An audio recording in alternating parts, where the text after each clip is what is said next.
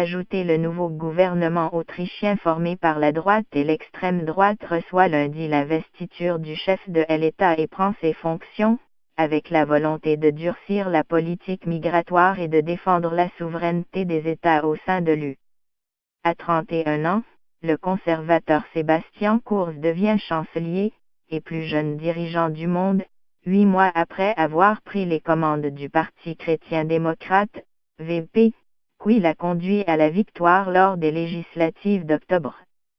À 11 h locales, 5 h à Montréal, il sera reçu par le chef de l'État, Alexander Van der Bellen, un écologiste libéral, avec son gouvernement de 13 ministres, dont 6 postes clés seront occupés par le Parti de la Liberté des Autriche, FP, son allié d'extrême droite.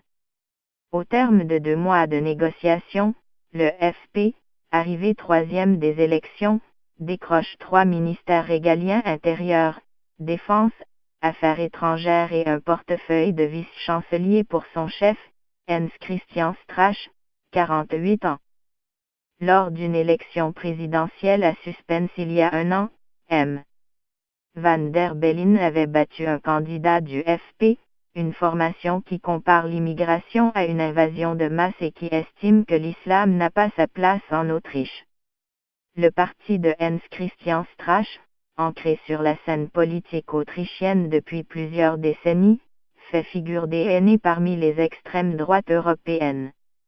Au début des années 2000, il avait été partenaire des conservateurs au sein de la coalition dirigée par Wolfgang Schüssel. Alliance pas anodine.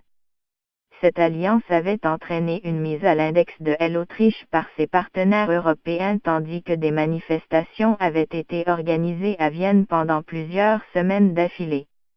Lundi, plusieurs organisations de gauche et de défense des droits ont appelé à défiler jusqu'au quartier de l'ancien palais des Habsbourg, où se déroulera l'investiture.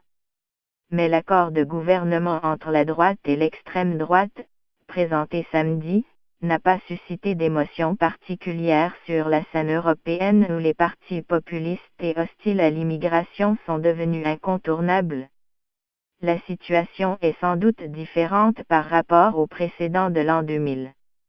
Mais la présence de l'extrême droite au pouvoir n'est jamais anodine, a signalé le commissaire européen Pierre Moscovici, socialiste français. Le retour au pouvoir du FP électrise en revanche ses alliés nationalistes européens, après une année 2017 marquée par les scores élevés de l'extrême droite en France, en Allemagne, aux Pays-Bas. Le parti de M. Strache a en effet pu imprimer sa marque sur la feuille de route du nouveau gouvernement. Le durcissement de la politique migratoire, notamment via la restriction des aides sociales pour les étrangers, compte parmi les priorités de l'exécutif. Sebastian Kurz a enfourché ce thème cher à l'extrême droite dans la foulée de la vague migratoire des années 2015 et 2016. Cela n'arrivera plus qu'aux migrants qui n'ont jamais travaillé ici une seule journée ou versé quelques cotisations que ce soit dans notre système social reçoivent des milliers d'euros d'aide, s'est félicité dimanche M. Strache dans un message publié sur son compte Facebook.